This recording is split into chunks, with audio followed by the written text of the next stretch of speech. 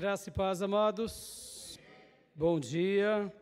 Quero dar as boas-vindas a cada irmão presente, a cada um que nos visita e todos aqueles que nos acompanham pelas redes sociais. Você é muito bem-vindo. Obrigado, amor.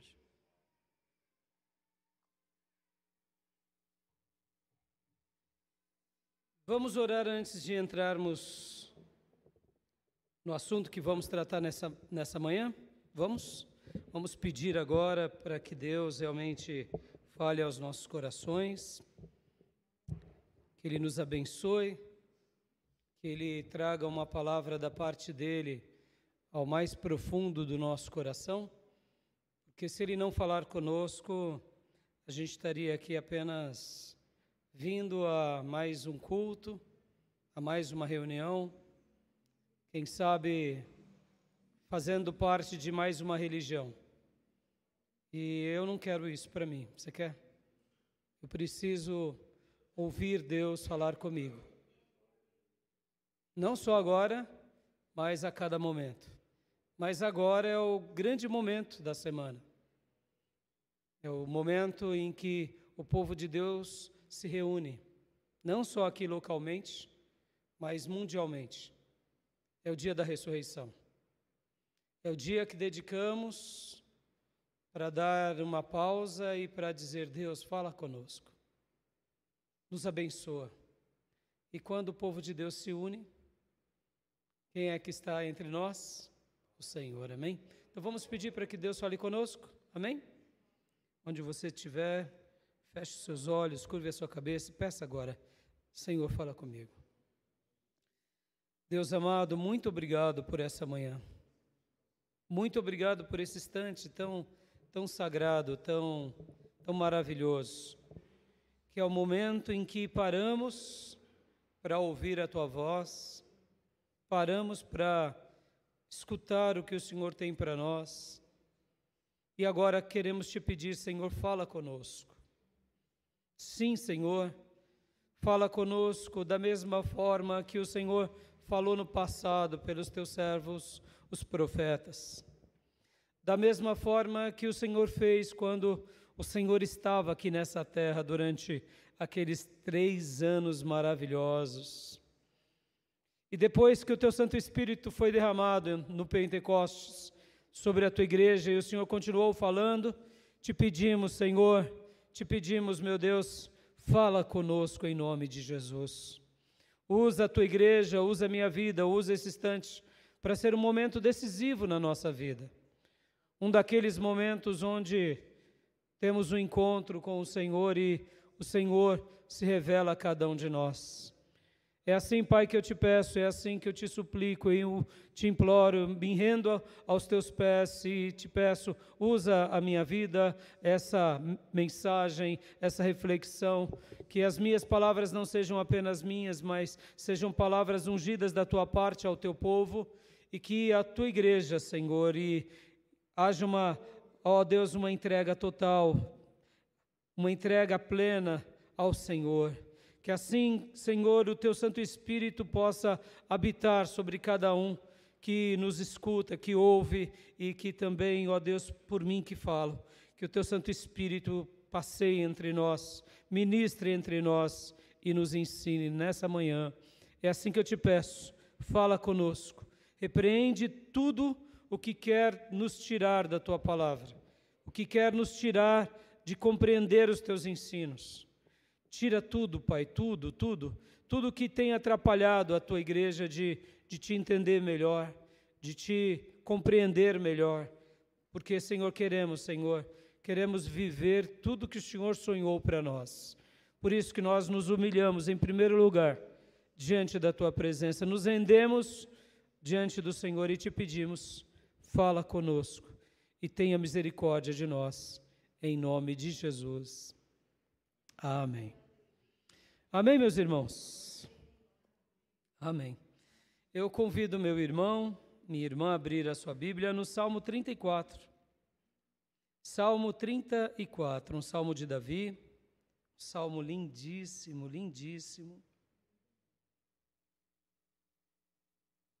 Salmo que Davi fez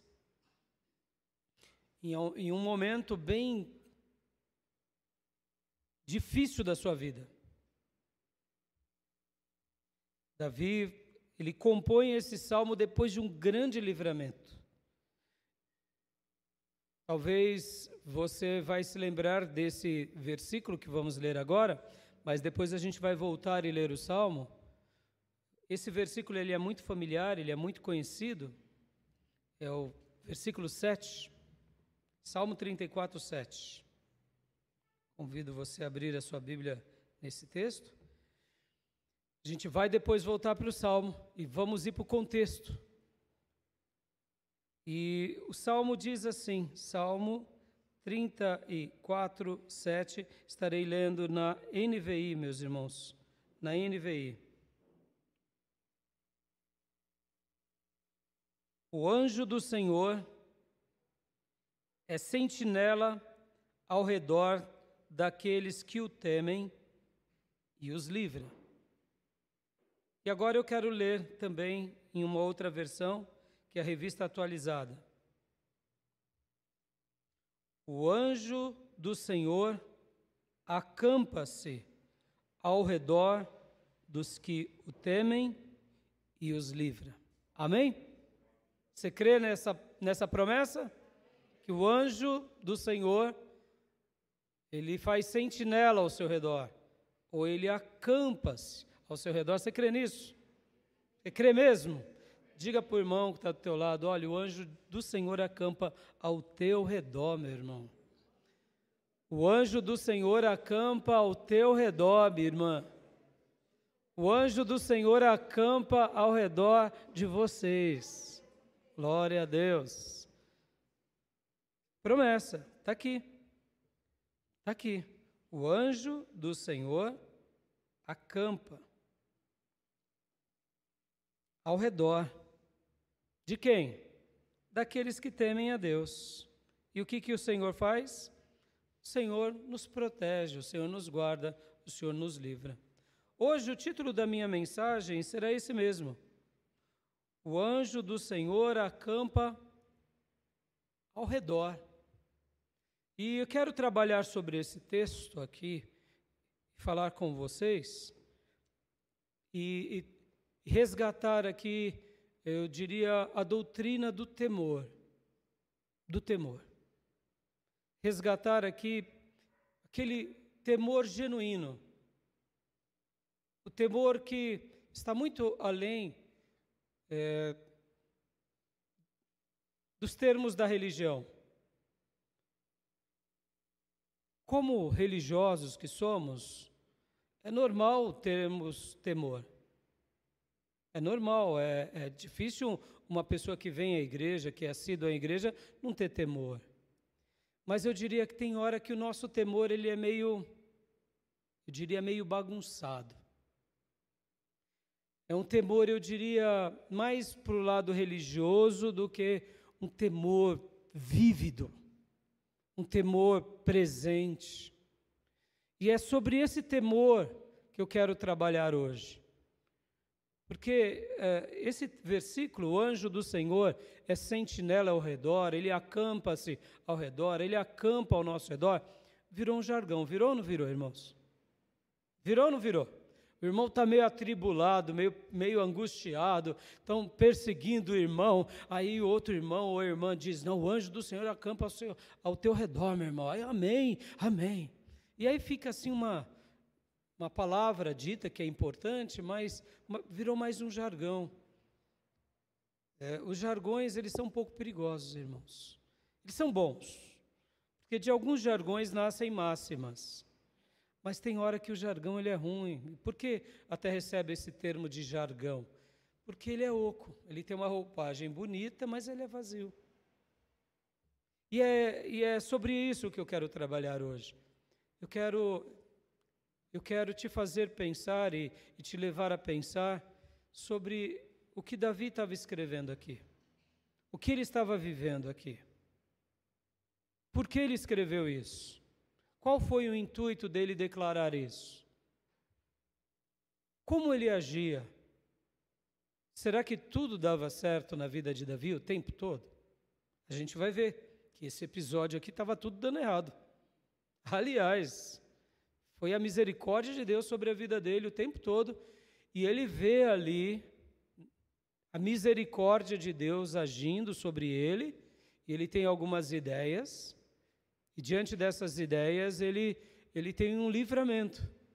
E ali nesse episódio, inclusive, que ele compõe logo depois desse poema, não é que ele viu o anjo, ele não viu o anjo, mas ele afirmou para ele mesmo e para nós: só o anjo de Deus pode ter feito isso, só o próprio Deus pode ter feito isso.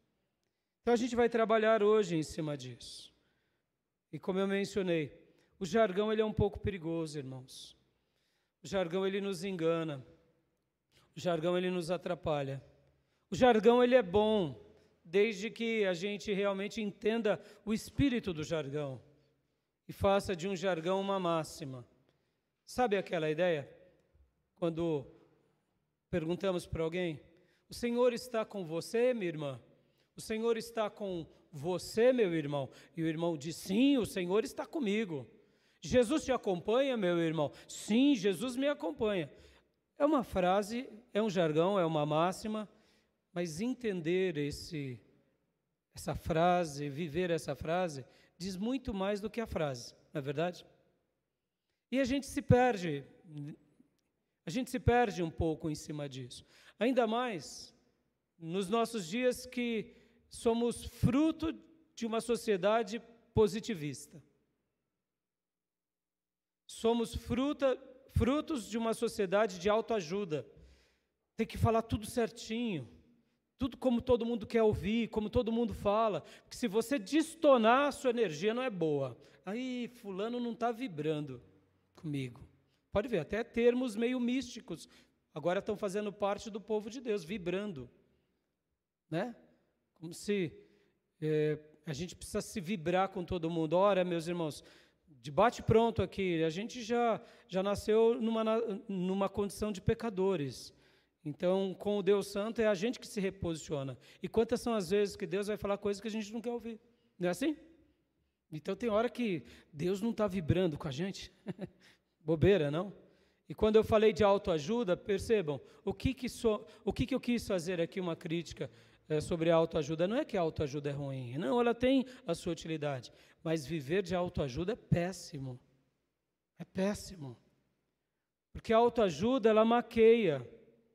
A autoajuda, ela nos engana. Você vai entender perfeitamente. A autoajuda é um analgésico. É simples. Você está com uma dor e você tomou o analgésico. Porque o pensamento positivista, o pensamento de autoajuda, ele só te dá uma pausa, uma trégua momentânea, mas ele não cura. Ele não cura. Porque quem é que nos cura de verdade? É Deus. É Deus, é a palavra do Senhor. Pode ver que Jesus disse: vós já estáis limpos pela autoajuda? Pelo pensamento positivista? Pela minha vibração? Não, não. Vós já estáis limpos, já estáis santificados pela palavra. Aleluia, é a palavra. São os termos de Deus, quando são introjetados em nós. Então a autoajuda, ela tem a sua utilidade, não vamos dizer que não. Mas nós somos fruto disso. Hoje em dia, quais são os livros que mais se vendem? Livros de autoajuda. Como eu estou mencionando, ele é um analgésico, irmãos. Ele não vai na causa. A gente precisa ir na causa. Deus, ele quer ir sempre nas nossas causas, não nas consequências. Ele vai na causa, ele cura a causa, ele trata da pessoa, ele transforma. E é isso, eu quero hoje trabalhar aqui nesse termo, nesse versículo, resgatando esse princípio, mas te levando ao temor, ao mesmo temor de Davi, ao mesmo temor de Moisés, ao mesmo temor de Jacó, ao mesmo temor de Daniel, ao mesmo temor de qualquer servo de Deus em qualquer contexto. Porque senão a gente não vai realmente vivenciar esse texto. Esses dias, meu filho Lucas conversava comigo, e ele falou: pai, olha só o que eu ouvi. E aí ele mencionou um diálogo de um rapaz não crente conversando com uma mãe crente. Então o rapaz não crente chegou assim e falou assim: irmã Ruth, não basta colocar o nome dos seus filhos de nome bíblico, tá, irmã Ruth? Estava chamando a atenção de uma suposta irmã chamada Ruth. Porque hoje de manhã eu vi Moisés e Paulo fumando maconha ali na guia. Né? Não era o Moisés bíblico, tá, meu irmão? E não era o Paulo bíblico. Era quem? É um tal de Moisés e é um tal de Paulo que estava fumando maconha logo cedo. Ou seja, dar nomes bíblicos resolve, não. E aí ele concluiu dizendo: a gente não tem só que dar nome, a gente tem que ensinar. Então que nessa manhã a gente possa mergulhar no Espírito Santo de Deus e nessa palavra que foi revelada pelo Espírito Santo de Deus e mergulhar nas águas do Espírito para entender o que Davi estava querendo dizer, para a gente ser liberto do jardim. Como foram nos casos dos pais de Sansão, o anjo do Senhor apresenta-se a eles. Como foi no caso de Jacó, lá em Peniel, ele luta com Deus. Ora, ele lutou com quem? Ele lutou possivelmente com Jesus. Então, no Velho Testamento, o anjo do Senhor é o próprio Jesus que se manifesta. Ele se manifesta ali corporeamente e tem diálogos e tem apresentações. Então, é uma manifestação, sim. Então, o anjo do Senhor aqui, que Davi está dizendo, pode ser lido como o próprio Deus, sim, mas também pode ser lido como o próprio anjo, propriamente dito.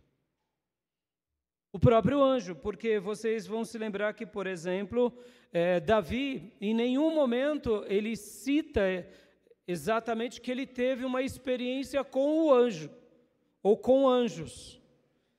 Davi, ele tinha uma conexão espiritual com Deus muito grande, isso não temos dúvida. Você pode ver que não é o anjo que luta contra Golias, é o poder de Deus que está em Davi que faz com que ele vença Golias. Davi, quando expulsava os demônios de Saul tocando seu instrumento de corda, ele não via um anjo do lado dele, mas ele tocava realmente por meio do louvor os demônios de Saul iam embora. Quando Davi realmente vence os filisteus lutando, é ele que vence, mas era a força do Altíssimo sobre ele, ou seja, era o Espírito Santo sendo derramado sobre ele. Então Davi não teve necessariamente uma experiência com o anjo, pelo menos até esse episódio. Por que eu estou falando tudo isso? Porque a gente vai lembrar também de Daniel. Daniel, ele tem visões de anjo. Ele tem esse contato com o anjo. Então percebam, então aqui pode ser tanto o anjo propriamente dito, um anjo da parte de Deus vindo, como pode ser de fato o próprio Senhor. Tudo bem até aí? Tá bom até aí? Então quando nós lemos o anjo do Senhor no Velho Testamento é isso. E por que muda um pouco no Novo Testamento? É simples, irmãos, porque no Novo Testamento o próprio Deus, ele vira homem, ele encarna, ele torna-se carne, ele não reencarna, ele vira carne. O Deus Pai, Deus Filho, Deus Espírito Santo sempre existiram, eles são eternos. Nós não temos três deuses, é um Deus que se manifesta a nós por meio da pessoa do Pai, por meio da pessoa do Filho e por meio da pessoa do Espírito Santo. E no Novo Testamento, Deus Filho entra no ventre de uma mulher e nasce, cresce, se torna um ser humano como nós, para morrer em nosso lugar, vive uma vida perfeita, morre em nosso lugar, ressuscita e ao terceiro dia é levado aos céus e agora fica à direita do Pai, intercedendo por nós. Então, no Novo Testamento, temos agora duas coisas fantásticas, que é o próprio Cristo que nasce, e ele vira homem para nos redimir, E no dia de Pentecostes, nós temos o outro grande presente de Deus, que é, eu diria, o último selo da Trindade, que é o Espírito Santo sendo derramado sobre a igreja.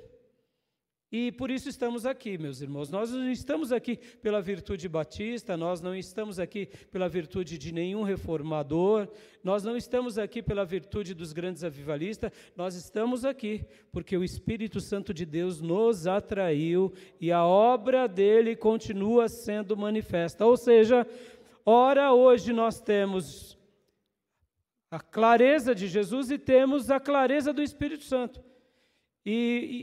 De forma, eu diria, muito mais clara e límpida, Jesus disse que o Consolador, que é o próprio Espírito, viria habitar dentro de nós, faria morada dentro de nós, e o Pai, e o Filho, e Ele próprio, e o Espírito Santo habitaria dentro de nós. Posso ouvir glórias a Deus, meus irmãos? Nós não merecemos isso. Nós não merecemos isso. Ou seja, o próprio Deus sendo permanente em nós. Mas também as verdades bíblicas são reais. Deus, ele pode atuar fora de nós, ou seja, falar conosco sozinho, ele falando conosco, ora ele pode falar dentro de nós. Isso é um mistério. Como isso tudo acontece, nós não compreendemos. Nós não sabemos discernir.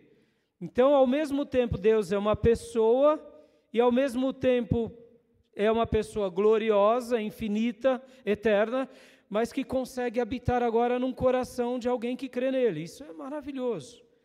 Mas a verdade do Velho Testamento não cai em desuso. Por quê? Porque Deus ainda continua enviando anjos, Deus continua se revelando para nós.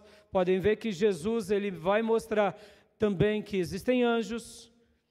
Então, perceba, anjos ainda continuam sendo mensageiros de Deus. Anjos continuam trazendo respostas. Então, percebam que agora no Novo Testamento fica mais claro que o anjo do Senhor representa o próprio Senhor, mas também pode ser um anjo. Deus pode enviar anjos, irmãos, para falar conosco. Não foi assim que aconteceu com Maria? Foi assim. Anjos foram e falaram com Maria. E falou a Maria. E o apóstolo João, no Apocalipse, tudo que o apóstolo João escreveu, foi um anjo que veio a ele e diz, João, escreve. E por 2 momentos, João quis até mesmo adorar o anjo, porque ele ficava tão impressionado com o anjo, achando que o anjo era Deus, aí o anjo, não, João, não me adore. Toda adoração deve ser dada a Deus. Inclusive, no Velho Testamento, quando era um anjo falando com algum servo de Deus, e esse servo de Deus ali, estupefato pela revelação, quis adorar o anjo dizia, não, adore só ao Eterno. Então, estão compreendendo como isso é um assunto bíblico maravilhoso? Tá bom até aí? Tudo bem? Só para a gente poder compreender. Então, como eu mencionei há pouco, alguns servos de Deus no Velho Testamento e no Novo Testamento tiveram a experiência com os 2 seres. Por exemplo, o próprio Moisés. O Moisés teve a experiência com anjos e com o próprio Deus. Mas nem todos os servos de Deus tiveram experiências com os 2. Alguns servos de Deus teve experiência só com anjo, outros servos de Deus teve experiência só com Deus. O que eu quero abrir aqui um leque para nós? Nós precisamos ter uma experiência com o divino, da parte de Deus. Amém, meus irmãos? Isso é o importante. Isso é o mais importante, que é com Deus ou com os mensageiros de Deus ou com algo da parte de Deus. Amém? Sabendo que se eu estou tendo esse contato, eu estou sendo abençoado por Ele. Amém? Vamos então agora ao versículo 1 em diante, versículo 1 ao versículo de número 9. Esse texto é maravilhoso porque, como eu mencionei para vocês, meus irmãos, esse texto mostra, em algumas Bíblias vai mostrar assim, Salmo 34, aí tem um cabeçalho. Não sei se na nossa Bíblia que está chegando para vocês agora aí, tem o cabeçalho, mas se não tiver, depois perceba o cabeçalho que traz na sua Bíblia. Está assim, Salmo 34. De Davi, vírgula. Quando ele se fingiu de louco diante de Abimeleque, que o expulsou, e ele partiu. Opa, peraí. Então o episódio que Davi escreve esse salmo foi quando ele vai lá para os filisteus, fugindo de Saul, porque Saul queria matá-lo, ele não tinha para onde ir, e agora ele foi ficar no terreno do inimigo? Sim, porque foi o único lugar que ele podia, quem sabe, sobreviver. Então guarde isso, essa informação aqui, ela vai ser fundamental. A gente vai ler já já o texto de 1 Samuel. E aí começa, versículo 1. Porque é óbvio, deixa eu explicar algo também, é óbvio que ele escreveu esse salmo depois do seu livramento, né? Não foi enquanto estava passando pela prova. Então, aí aqui ele escreve, versículo 1. Bendirei o Senhor o tempo todo. Os meus lábios sempre o louvarão. A minha alma se gloriará no Senhor. Ouçam os oprimidos e se alegrem. Proclamem a grandeza do Senhor comigo, juntos exaltemos o seu nome. Olha só, é o versículo 3. Davi está aqui feliz, dizendo que ele vai adorar a Deus, que ele vai se alegrar na presença do Senhor, que ele vai gloriar em Deus, e ele vai continuar proclamando a grandeza de Deus, porque quem tinha livrado Davi da morte tinha sido o Senhor. E ele estava agora aqui escrevendo esse salmo. Versículo 4. Busquei o Senhor, e ele me respondeu. Livrou-me de todos os meus temores. Ele está aqui mais uma vez dizendo, olha, eu não tinha o que fazer. E aí eu busquei a Deus, e Deus realmente me ouviu. Versículo 5. Os que olham para ele estão radiantes de alegria. Seus rostos jamais mostrarão decepção. Davi aqui está mostrando, olha, como foi bom ter clamado a Deus, olhado para Deus, suplicado a Deus. Por quê? Porque agora o meu rosto está feliz. Estou grato, eu estou contente, eu estou satisfeito. Por quê? Porque jamais quem faz isso, quem clama a Deus, quem invoca a Deus, vai ser abandonado. Você crê nisso, meu irmão? Lembre-se disso nos momentos de aflição. Davi aqui começa o seu salmo dizendo, olha, eu estou muito feliz, eu estou muito grato, eu vou adorar, eu vou engrandecer, eu vou bendizer ao Senhor. Por quê? Porque eu invoquei o Senhor. Eu invoquei e ele me respondeu. Eu olhei para Deus e ele olhou para mim. E agora o meu rosto está radiante de alegria. E agora, versículo 6. Este pobre homem clamou, e o Senhor o ouviu, e o libertou de todas as suas tribulações. E aqui ele coloca esse pobre homem, e aqui eu quero dar uma pausa, explicar algo. Nesse episódio ainda Davi não era rei, mas ele já tinha o chamado de rei, e ele já tinha vivido experiências maravilhosas em Israel. Ele era o principal do exército, ele era o nome mais prestigiado entre homens, entre mulheres, entre soldados, na corte. Ele já tinha tudo que um mortal desejasse alcançar, ele já tinha. Tinha casado-se com a filha do rei, tinha agora o respeito do povo, mas agora, por inveja, o rei estava perseguindo e desejando matá-lo. E agora ele está sem nada, sem a família, sem ninguém. E ele não podia levar ninguém com ele. Por quê? Será que ninguém desejava acompanhar Davi? Não, muitas pessoas desejavam. Mas ele sabia que talvez a morte estava ali, logo à frente. E se ele morresse, outros morreriam com ele. Então ele foge, sozinho. Vai até onde estava o tabernáculo, pergunta para o sumo sacerdote onde está a espada de Golias, que ele tinha consagrado a Deus, que nem espada ele pegou. Ele foge, irmãos, de Saul. Saul queria assassiná-lo. E o sacerdote, inclusive, pergunta para ele, mas, ora, cadê os demais soldados? Não, eu saí numa missão apressada. E não tive tempo de pegar nada e é algo especial, vamos assim dizer. Tanto é que ele come os pães da presença, os pães da propiciação, que são pães exclusivos para os sacerdotes. Mas Davi come, porque ele não tinha nem comida. E logo na sequência ele pega a espada de Golias e vai lá para Gate. Vai ficar com os filisteus. Então percebam, aqui, irmãos, ele está falando algo que realmente ele estava vivendo. Versículo de número 6. Este pobre homem clamou e o Senhor ouviu. Pobre porque agora ele não tinha mais exército, mulher, patentes. Ele estava fugindo. Mas ele não estava só. Aleluia. Ele clamou a Deus. Está vendo aqui o temor, meus irmãos? Como o temor é importante? O temor é importante para os nossos momentos de crise, mas o temor ele é muito mais importante para fazer parte da nossa vida. Lembra que eu falei de jargão? Jargão é útil. Palavras positivas são úteis. Palavras, muitas vezes, de autoajuda são úteis.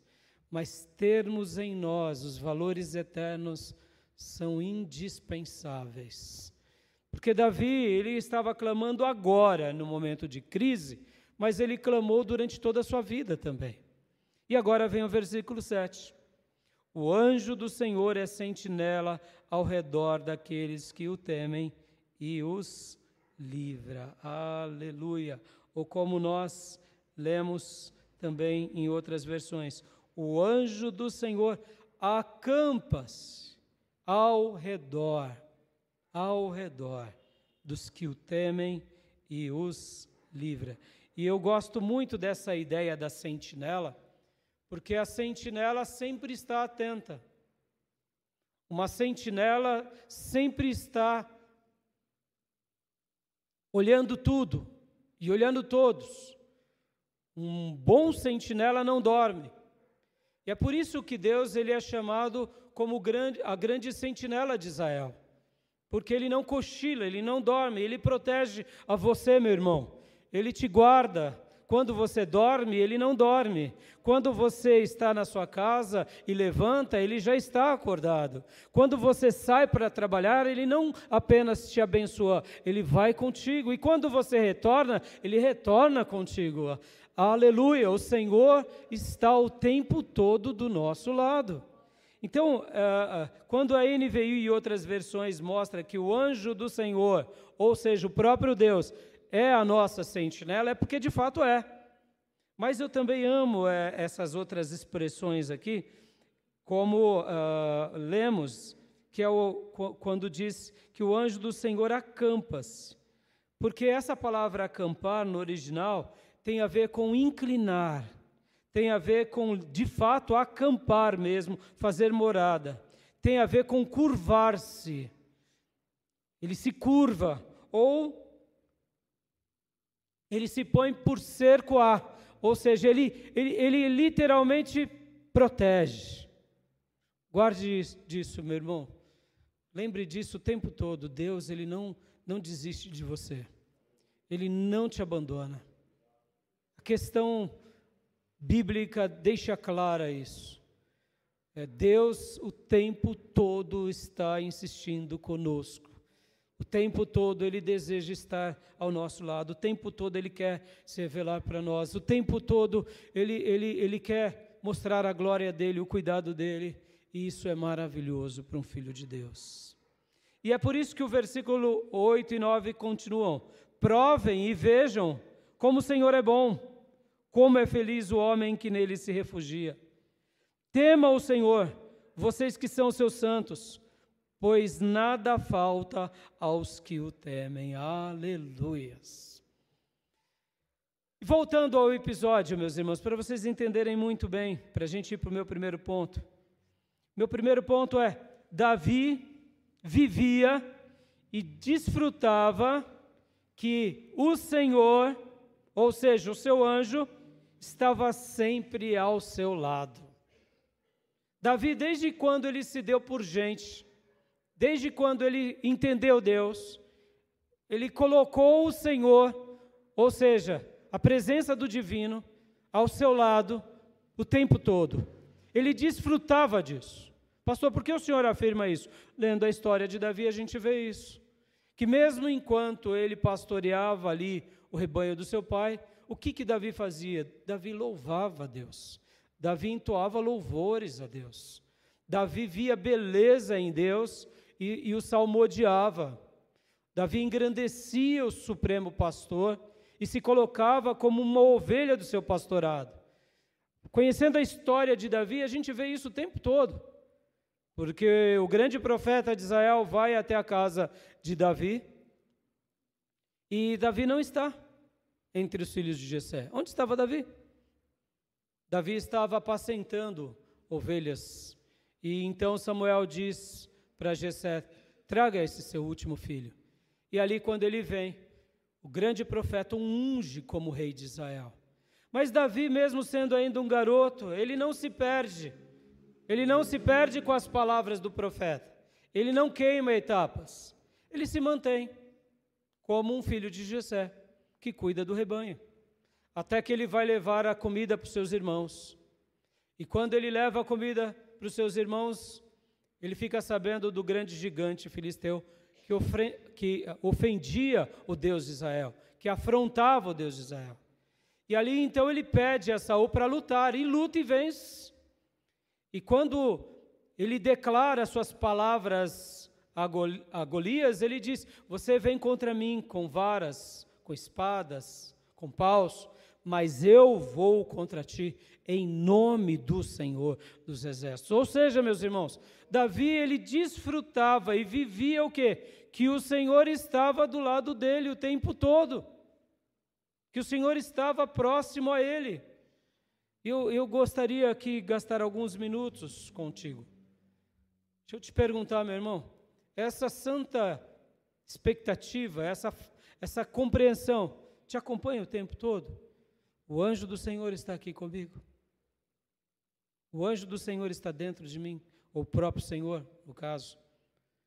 Eu vivo em comunhão com Deus o tempo todo? Ou isso só é um jargão religioso? Isso só é frases religiosas? Porque se são frases religiosas, eu quero te dizer que vai ser muito lamentável, porque o fruto da nossa vida vai ser antagônico àquilo que declaramos.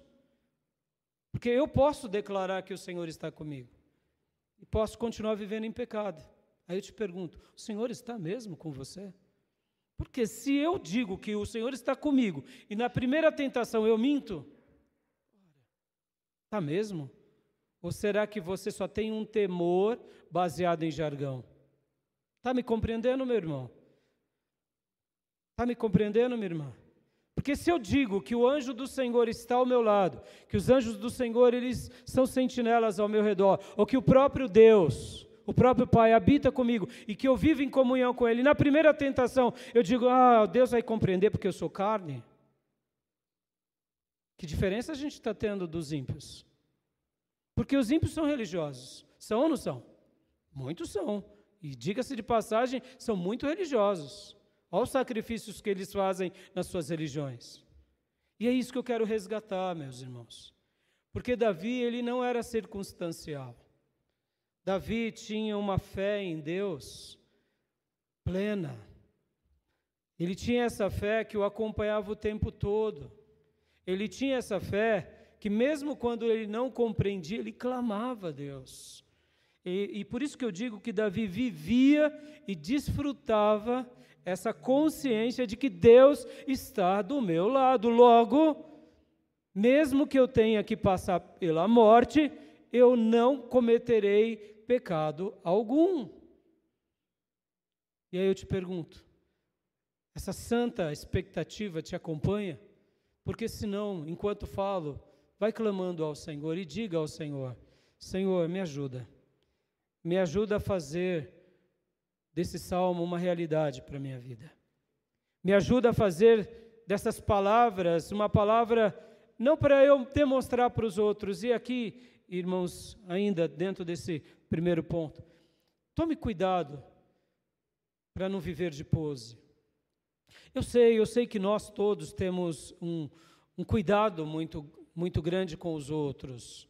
E deve ser assim. A gente tem que saber se relacionar, a gente deve saber viver, a gente tem que se preocupar sim com o nosso testemunho. Mas cuidado para não viver de pose. O que eu quero dizer com isso? Aquilo que os outros acham de mim. Mais cedo ou mais tarde, você vai se encontrar em algumas situações em que vai ser muito irrelevante o que os outros pensam de você. Esse foi o episódio de Davi. Porque agora, todo Israel estava jogando pedras em Davi. Todos estavam contra Davi. Claro, um grupo pequeno de pessoas não. Mas a grande maioria das pessoas estavam dizendo, não, Davi deve ter feito algo muito errado mesmo. Porque agora o rei está perseguindo ele e quer matá-lo. Davi com certeza fez algo de errado. E agora a nação já não o via mais como outrora. Percebam, quem vive de pose uma hora vai dar tudo errado. Quem vive pensando só nos outros, uma hora vai sofrer. Porque em algum momento da vida as pessoas não nos compreenderão bem, não nos aceitarão, não nos entenderão. Meus irmãos, lembrem da vida de Jó, o homem mais próspero e abençoado dessa terra. Começa a sofrer, todo mundo joga pedra. Todo mundo não compreende. As pessoas fazem um julgamento nosso. Mas Davi agora aqui, nesse momento, ele tinha convicção de uma coisa. Deus não me abandonou. Eu não fiz nada de errado. Eu vou clamar a Ele. E eu clamando a Ele, Ele vai me responder do jeito dele. Mesmo que eu morra, eu estarei diante de Deus. Mas o pedido de Davi era um pedido bem claro. É óbvio que ele queria viver, porque ele desejava com que a palavra de Deus dita pelo profeta se cumprisse na vida dele. E ele sabia que haviam inimigos, que haviam batalhas, e ele precisava agora de usar o quê? Toda a sua sabedoria, ou todas as suas estratégias. E agora vamos lá para o texto de 1 Samuel 21, que é um texto bem emblemático, mas ao mesmo tempo é uma delícia esse texto. 1 Samuel 21, meus irmãos. Foi a experiência de Davi fugindo. Olha só que coisa linda. 1 Samuel 21, versículo 10 em diante. Depois que Davi passa por Nobe, e ele se encontra ali com o sacerdote Aimeleque e come os pães da propiciação, no versículo 10 diz: naquele dia Davi fugiu de Saul e foi procurar Aques, rei de Gate. Em outras palavras, ele foi até um filisteu, o inimigo dele. Mas ele não tinha mais ninguém, meus irmãos. Sabe, você não tem mais ninguém. Você vai para os lugares mais improváveis. Porque o que Davi estava querendo fazer aqui? Davi estava apenas querendo sobreviver. Pastor, um servo de Deus passa por isso? Passa. Lembra que eu disse na minha introdução? O anjo do Senhor acampa-se ao nosso redor. E a gente vai aprender em alguns momentos da nossa vida, em momentos que a gente só está querendo sobreviver. Falar isso, em alguns momentos, enquanto está tudo sobrando, está tudo dando certo, é fácil. Mas falar isso, essa frase, esse versículo, no momento em que está tudo dando errado, aí é muito difícil. E aqui Davi, ele só estava querendo sobreviver. Ele foi tentar achar abrigo aonde? Na casa do inimigo. Olha que loucura. Foi o que veio na cabeça dele. Se você me perguntar, pastor, por que isso aconteceu com Davi? Não sei. Só sei que está aqui no texto sagrado. Continuemos. Versículo 11. Todavia, os conselheiros de Aques lhe disseram: não é este Davi, o rei da terra de Israel?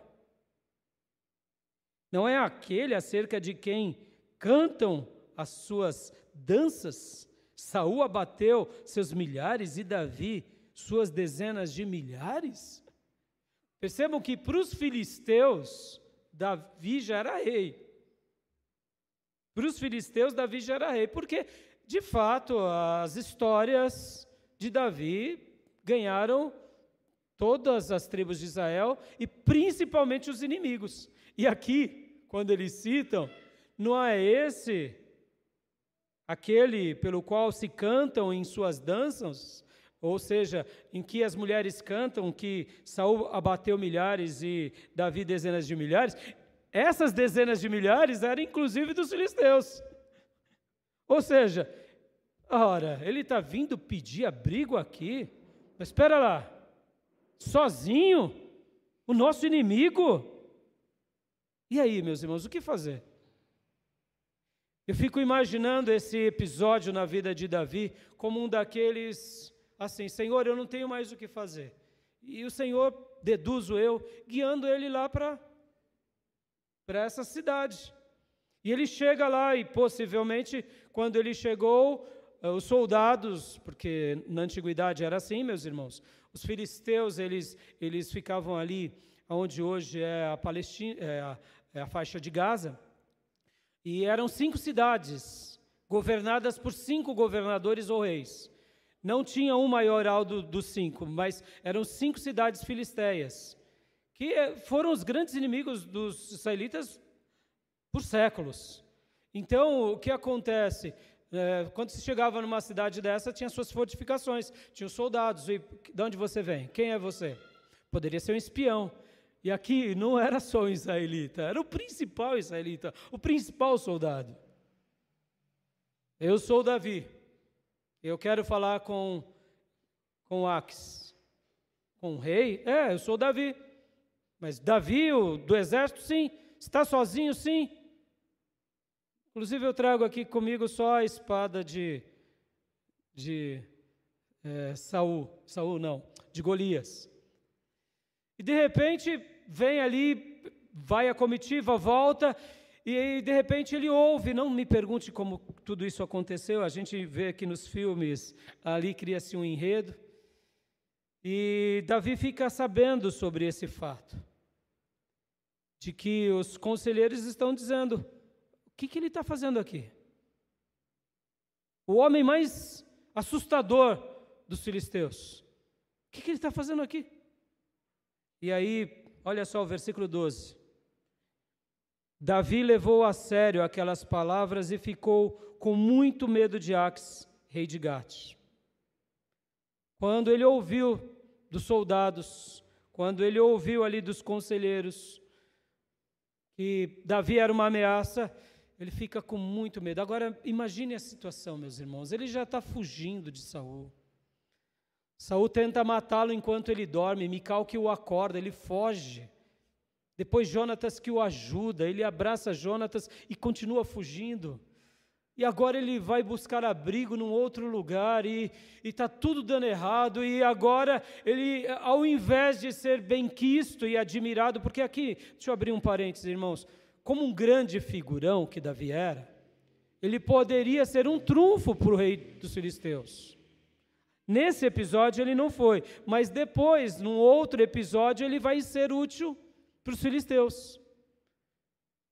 No mundo bélico, irmãos, temos os mercenários, e os mercenários sempre existiram nas nações. E quando você tem um grande soldado de um outro povo que quer prestar serviço para você, como um rei, você contrata esse soldado, você dá ali muitas honras, prestígio, porque é uma pessoa que tem muita experiência militar.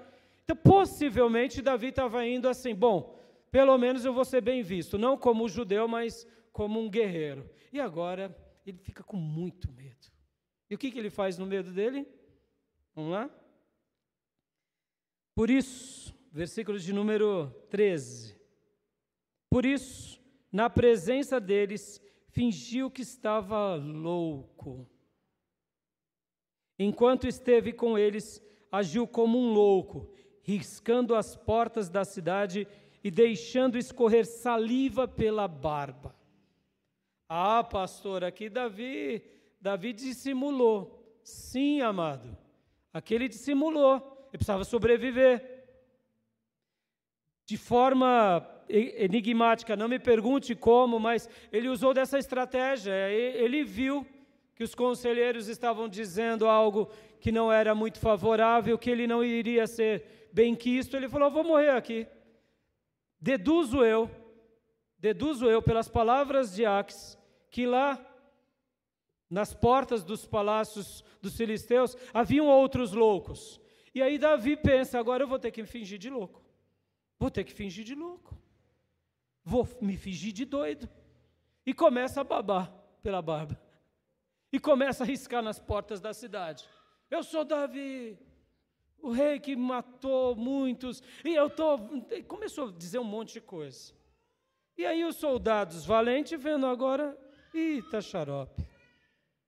Matar para quê? Matar um doido. Vamos matar um doido? Concorda, irmãos? Entre os homens tem muito disso, principalmente os soldados. Você não vai matar uma pessoa fragilizada. Há códigos na guerra, sempre existiram. E agora ele tem essa estratégia. E aqui, versículo 14, Aques disse aos seus conselheiros: vejam, este homem, ele está louco. Por que trazê-lo aqui?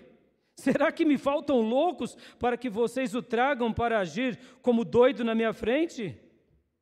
O que ele veio fazer no meu palácio? Deixa, já não basta os doidos que eu tenho?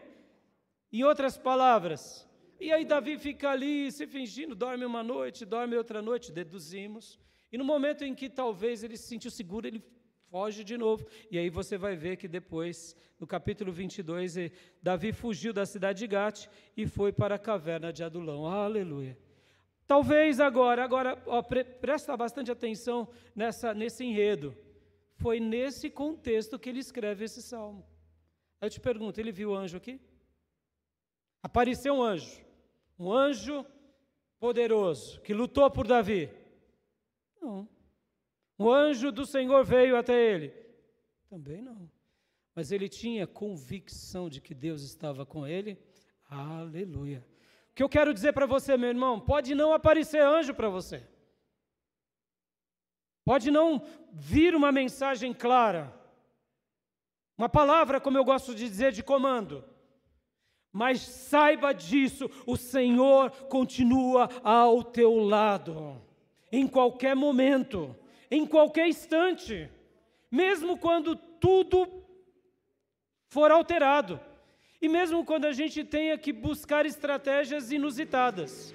Podem ver que isso ninguém mais repete. A gente não vê Paulo se fazendo de louco, Pedro se fazendo de louco, nem Jesus. Foi um momento. Mas ele viu esse momento como uma provisão de Deus. Perceba Davi aqui, irmãos, perceba Davi. Segundo lugar, quando vivemos com essa consciência de que o Senhor acompanha o seu servo, guarde isso. Ou, quando temos essa consciência de que o Senhor está dentro de nós, somos presenteados pelo temor genuíno. Aleluias. Davi aqui, ele tinha essa convicção. E perceba, irmãos, ele teve uma ideia inusitada, esquisita, que é pauta para debate. Mas é muito fácil a gente falar disso, porque a gente não vive fugindo de ninguém, vive? Tem um rei querendo te matar, tem um exército atrás de você, aí você vai pedir ajuda para um outro povo, chega lá, você é mal compreendido. Ou seja, se você passou por uma experiência que nem essa, não. Então, a gente precisaria passar por uma experiência como essa para a gente poder entender. Porque falar de Davi aqui é muito fácil, a gente está na nossa vida muito segura. Temos outras coisas. Então, perceba, irmãos, Davi viu aqui, por meio dessa ideia que ele teve, por meio desse livramento, dessa situação de que ele já estava passando, ele viu que o anjo do Senhor é sentinela ao meu redor, ele acampa, ele está comigo, porque só Deus pode nos livrar da morte, como um caso como esse. Deus está me livrando do rei dos judeus, agora Deus o rei de Israel, agora Deus me livra do rei dos filisteus. Quem é que faz isso, meus irmãos? Senão o Senhor. Agora, mais uma vez, ele não viu o anjo, mas ele sabia que o Senhor era com ele. Terceiro lugar, Moisés nos deixa uma lição linda agora. Qual é a lição que Moisés nos deixa fazendo um paralelo sobre essa passagem? Ainda sobre essa consciência. Porque lembra que eu disse que tem pessoas que têm experiências com o anjo e tem pessoas que têm experiências com Deus. Moisés, certa ocasião, lá em Êxodo capítulo 33, o Senhor diz para Moisés: Moisés, eu vou enviar o meu anjo para que você e o povo de Israel façam a passagem pelo deserto e cheguem em Canaã. E aí Moisés diz para o Senhor: não, Senhor, não envia o teu anjo. Porque se o Senhor não for conosco, nós não queremos apenas o anjo do Senhor.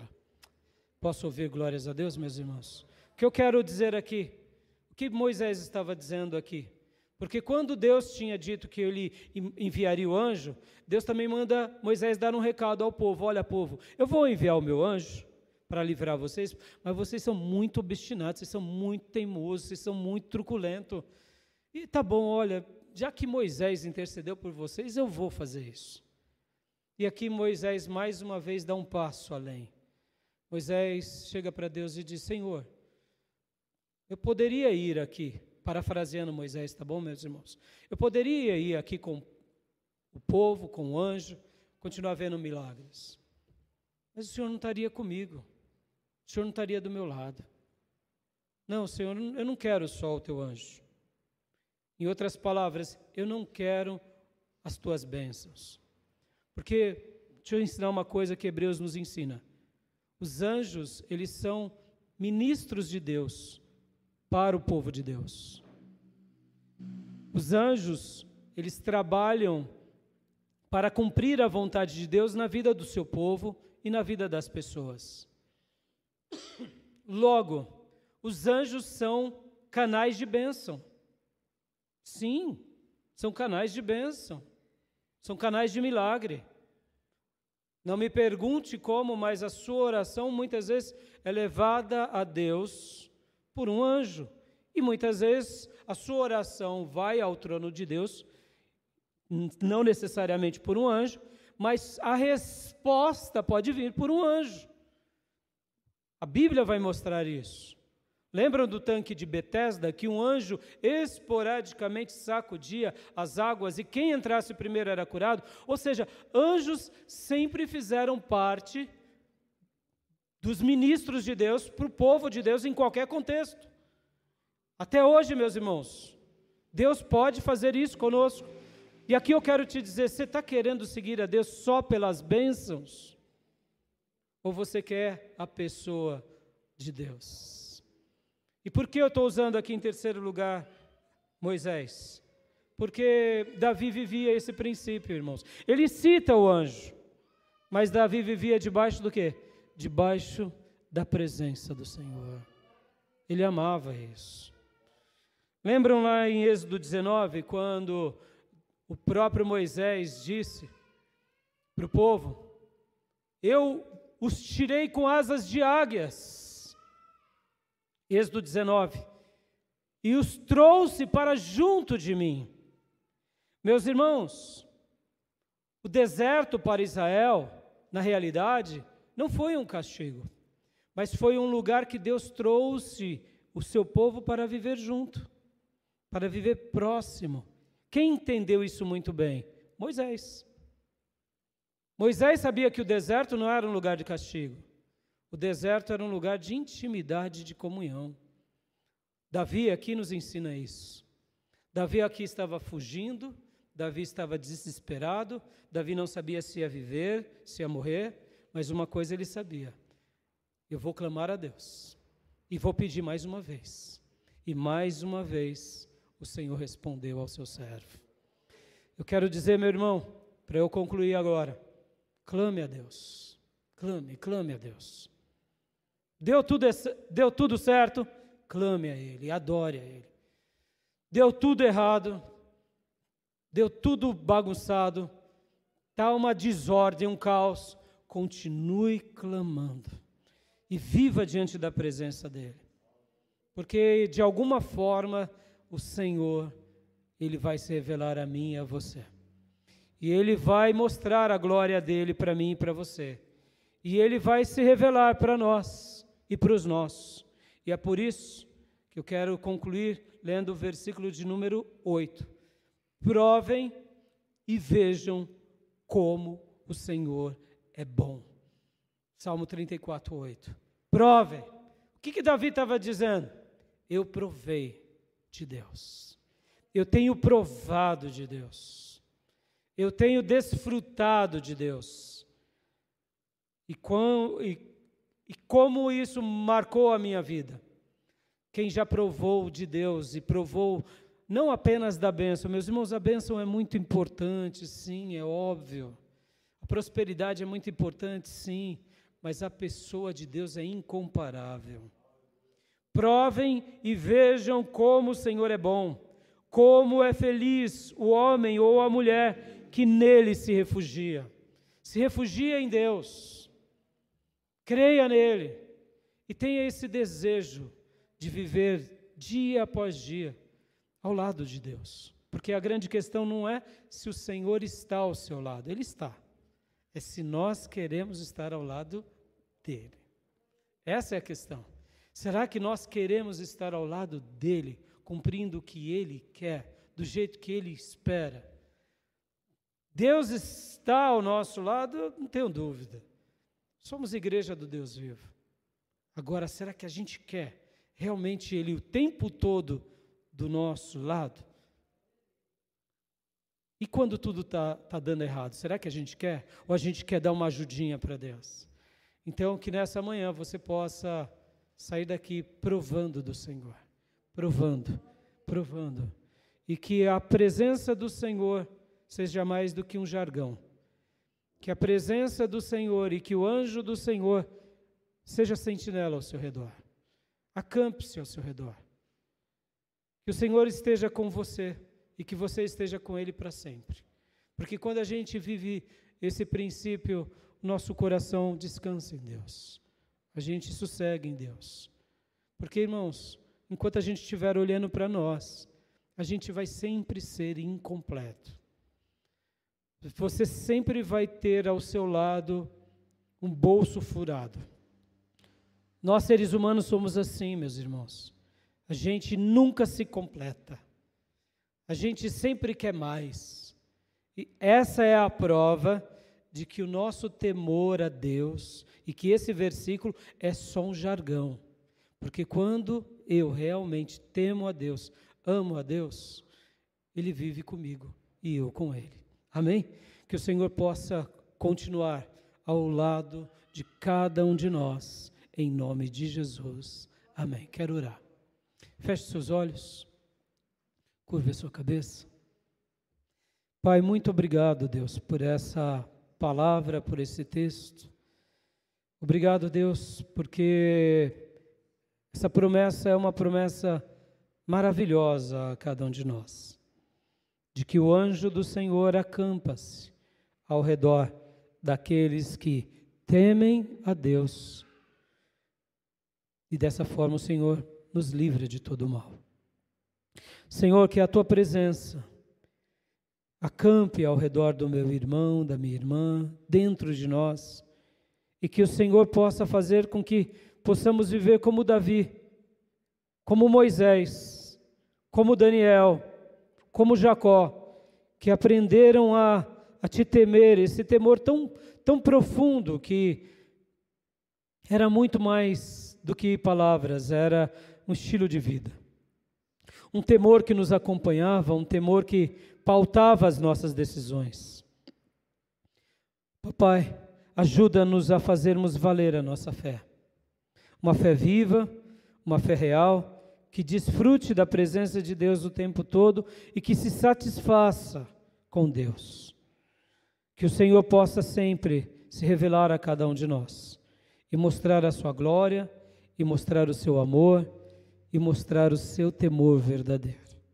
Sê com meu irmão, sê com a minha irmã, sê com a tua igreja, e continue nos abençoando grandemente, em nome de Jesus. Amém. Amém, meus irmãos? Guardem disso, guardem isso. O Senhor acampa ao redor daqueles que o temem. Tema a Deus verdadeiramente. E com certeza você vai desfrutar de Deus em tudo, para a glória dele. Amém? Quero dar a bênção apostólica. Que a graça do Senhor Jesus, que o amor de Deus Pai e as santas e eternas consolações do Espírito Santo de Deus estejam com todos vocês, com todos nós, agora e para sempre. Amém.